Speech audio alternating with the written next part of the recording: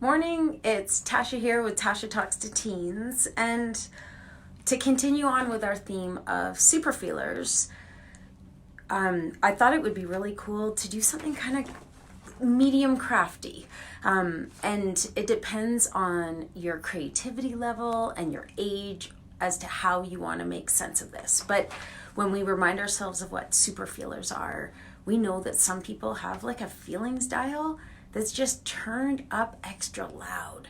So it's, and I've got my feelings finder. If you're a super feeler, it's kind of like you can kind of see, almost like you feel it in your body and in the sensations you have and in your heart, what other people are feeling.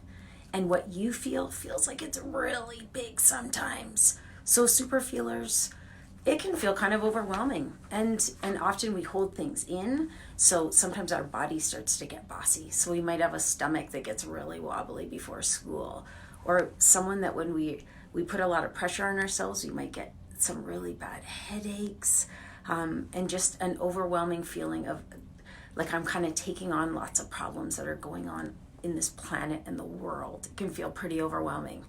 But what we also know is, like any problem, almost like a geode. So I wish I had one here, but I don't.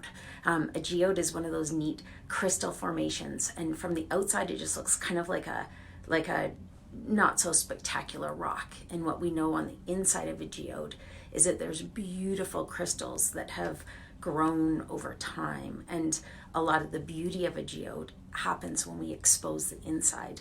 And I think super feelers are kind of the same way. What looks like it might be symptoms or challenges or kind of making things kind of hard, lots of worries, is when we understand the power within the super feeler, we get to see all the beauty that is within.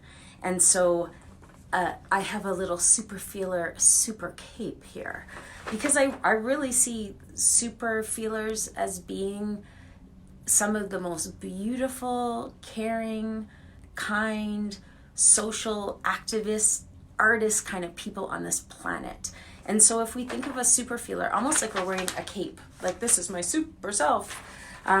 These are some things that I know about super feelers, and you might add to your own list, because everyone's unique, and this is me brainstorming some things that I've seen over my career and what I've heard from other super feelers that I've worked with. But that does not mean that this is exhausted. There are a lot more things that a super feeler would have. And so one of the things that super feelers are for sure is incredibly loyal friends. So because you care so much about and can really are quite in tune with how other people feel, you're going to go out of your way to really take care of the people that are in your life. And so incredibly loyal friends, that's pretty awesome.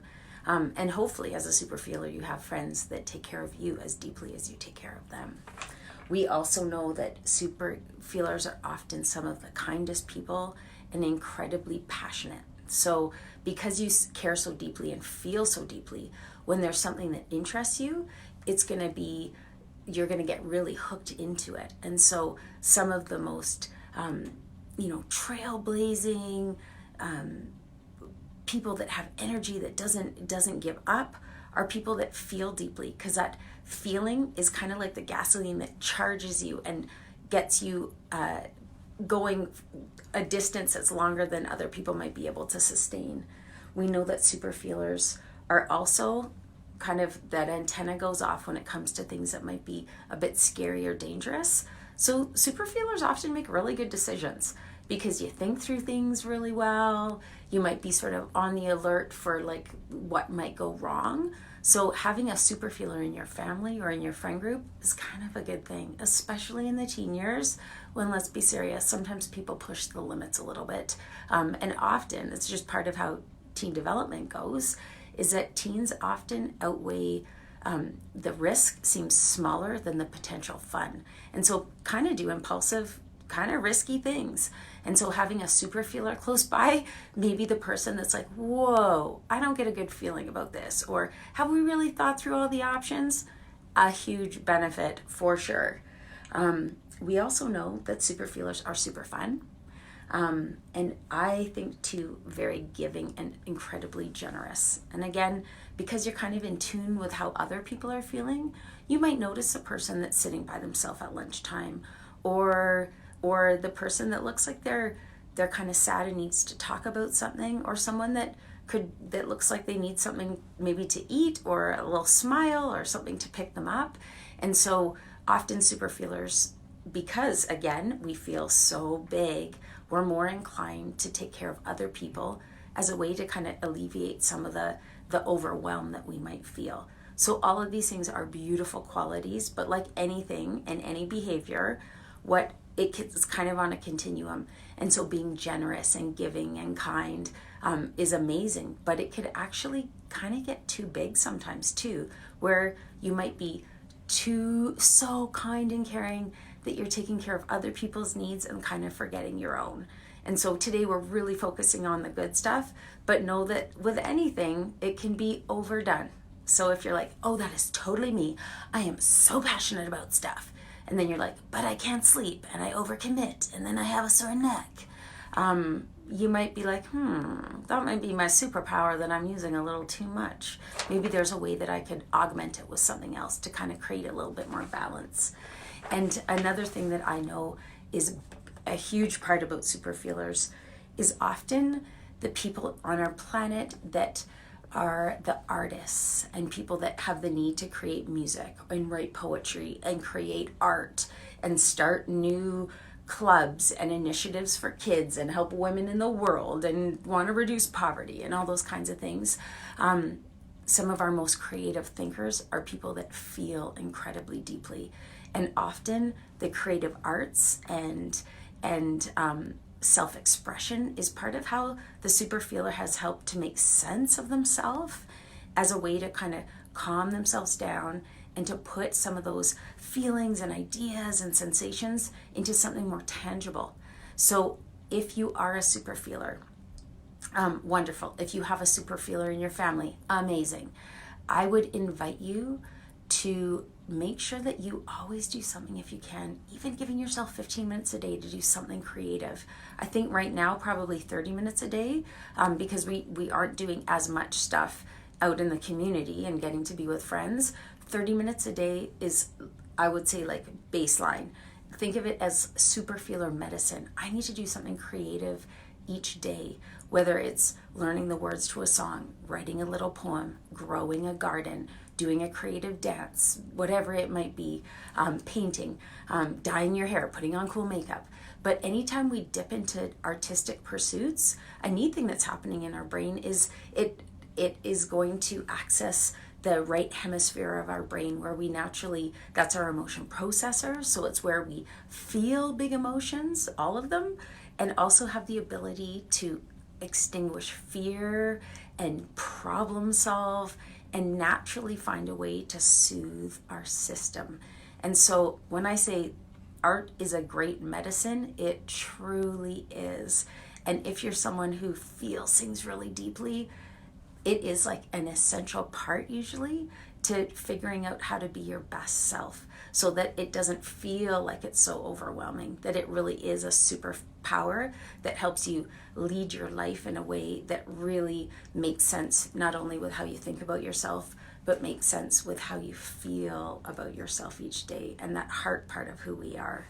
I would love to know from people that are watching this, hey Rebecca, when you think of yourself being that super feeler, how have you learned to use it as a superpower? And what are some of the things that you do that you have realized, I have to do this? It's kind of like the best medicine for me to make sure that I don't feel like I'm overwhelmed and can't function in life, but I can show up as my best self.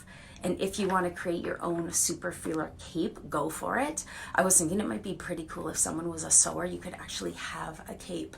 And you know, sometimes I do things where I have to speak in front of large groups and I always get nervous. It doesn't matter how much I like what I'm talking about, I get super nervous before. And I was thinking it might be kind of cool to put on my super feeler cape, to get ready before I did something like that. So it might be part of my routine. Or, you know, super feeler undies. You could write with a Sharpie all over your underwear all the things that you need to kind of remember about yourself to stay positive and like pump yourself up with the cool things that are part of being a super feeler. Until tomorrow, when we're going to jump into something a little different with super feelers, I'm inviting you to create your own superhero, superpowers thing. Whether it's a cape, it might be a bouquet of flowers, it could be a statement that you want to write on a piece of paper, it could be lyrics to a song. But find a way to celebrate what makes you unique about being a super feeler and really pump yourself up. Because when we flip it around to that geode self, those beautiful crystals on the inside, when we say kind things to ourselves and let it sink into every cell of our body, we get to show up as our best self.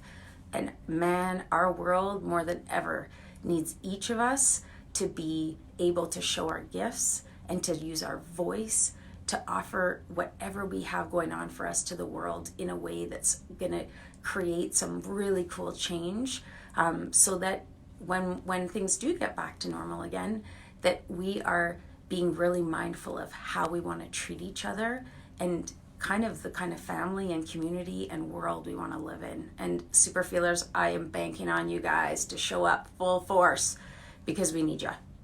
Until tomorrow, remember to breathe and be well.